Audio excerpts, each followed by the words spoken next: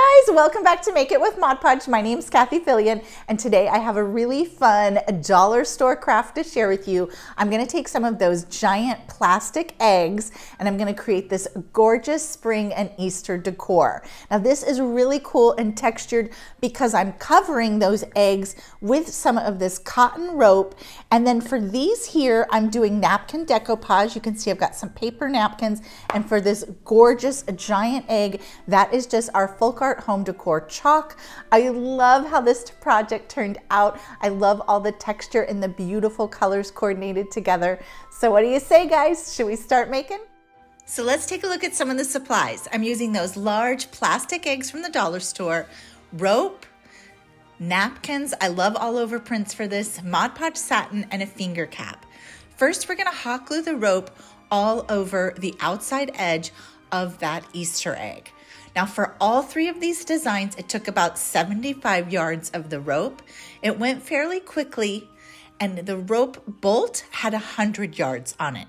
So you could do a few more eggs with one bolt of the rope. You can see I just twisted it and hot glued it down. Now I'm ready to do this gorgeous napkin decoupage. Look at that texture.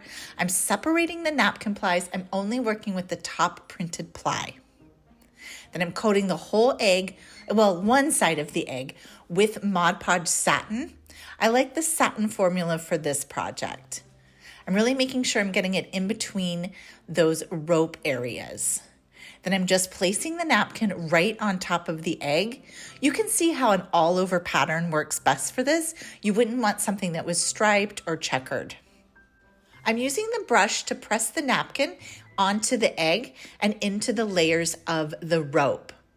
I'm using a light hand here because I don't want to tear my napkin. Now once it's dry on one side, I flip it over and I'm trimming away the excess napkin on those corner areas. And then we're going to repeat that same process by adding Mod Podge to the back side of the egg and wrapping the napkin around, and then using the paintbrush to secure it and press it into the rope. I love all of the texture that this creates. It's a really beautiful technique. It looks great on this egg shape, but you could do this on the back of a canvas. You could do this in all sorts of different crafts. So just keep adding your Mod Podge and then just keep decoupaging that napkin down until the whole thing is wrapped around and covered on the top and the bottom.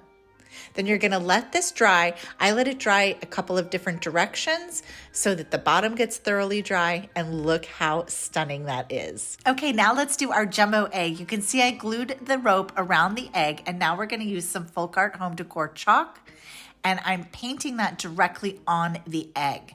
This chalk works amazing on the cotton twine. I'm using my brush to sort of get it in between the two layers. And this took one coat, and I did a little bit of spot touch up where I had missed a few spots. I let this dry for about 4 hours, and look at how gorgeous that chalk turns out. All right, let's do some decorating. I've got some beautiful ribbon and flowers. I'm just gluing that ribbon at sort of the 1/3 mark on the egg. And then I'm gonna add some silk flowers and a little greenery just to create some embellishments on my big giant egg. You can really decorate this however you want, or you can leave it completely plain. That's up to you and your decorating style. I love how this all turned out, and when I see the three of them together, they just look beautiful. So don't pass up those big plastic eggs when you see them. And if you do this project, make sure you use those hashtags Plaid Crafts and Mod Podge so that we can see your creations. Thanks so much for joining me. I'll be back here next week with another fun project to share with you. And until then, have a super crafty week.